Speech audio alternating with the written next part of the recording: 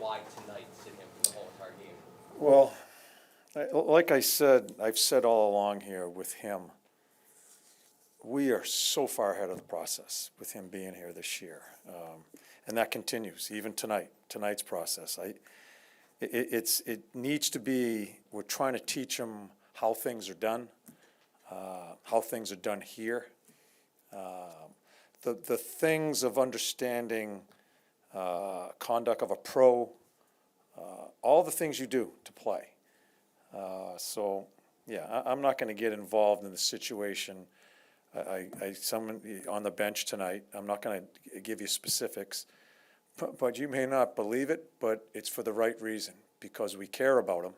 I care about him and where he is in the process, how far along he is in the process, and I'm not going to fail him by cowering away from situations that people may second guess or whatever it may be.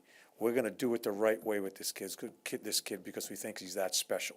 So it's my job to do that, no matter what happens. I think you said in the past that when you chat with him, you like how he wants to have a dialogue with you. He wants to maybe give it back a little bit. Oh, yeah. Maybe, Yeah. Does that sort of look like that's kind of what it is? Yeah, but there's certain situations you need to accept responsibility.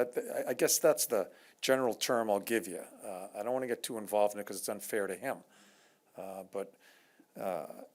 You know, I get put into a box sometimes when these situations come. This is to help him. In my heart, it's to help him, and I'm going to do the things I think I need to do to try to help him. And we're going to continue to go through the process together. John, when these situations arise, how difficult is it to navigate the language barrier when emotions come into play? He's much better. He's much better. He's much better understanding it, and he's much better saying it too. So I think he can speak better versus understanding. But he knows the situation that happened tonight. He knows some of the other situations he's gone through. He's getting so much better. So, yeah, and you guys might think I have four heads up here when I'm sure you see what happens on the bench. That is good to me. That is a couple of people, a player and a coach, going through some conflict, but some honesty coming along with it. And he's going to understand, one way or another, he's going to understand how we do things here and what's expected in that, the accountability of on the ice and the accountability of being a pro. Is there an injury issue? Because I know he got hit in the back by a wrist. Morgan, you talking about Frosty? Yeah, Morgan just didn't feel good. Yeah.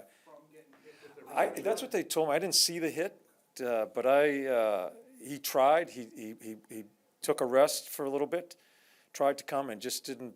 He didn't feel right. So yeah, he just couldn't play. What do you think, John, is going into the scoring struggles? It's 2 straight games where you guys couldn't find the back of the net. Yeah, I think we're getting chances. You know, we just haven't been able to finish. I look at the third period. We have a couple odd man rushes. We really get nothing accomplished. There were, a few weeks ago we were scoring, right? The one stat I look at is our average goals for and what we're doing against, and shots for and shots against. Pretty basic analytic. We were up above 3 for a little bit because we were consistently getting some goals. Now we're not, and all we can do is keep plugging away. There's nothing I can tell them. We're going to keep on trying to plug away and find a way to finish, because I do think that a couple of nights that we've been shut out, we've had some opportunities to score some goals. This is the second straight game where the second period things kind of fall apart a little bit. You outchanced them in the first period. What do you think is the difference between going from the first to the second, maybe? Well, the first goal, if you're talking about the second period, the second goal is just a bad change. And so I'll equate that to a second period, because that's something we have to get better at.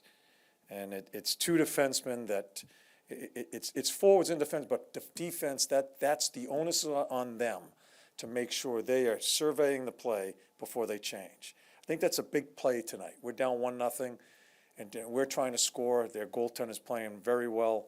We can't give them something free on a bad change. The second period, as far as the differential, there's not any one particular thing, but that one certainly sticks out tonight, a bad change going on. And first goal, we have a bad coverage, and it's in our net. In the first Obviously, you guys opened up the scoring, it was called back on goal interference. Did you get an explanation from the ref? Or did you Yeah, just- Frost, yeah, we knew it was gonna be called back.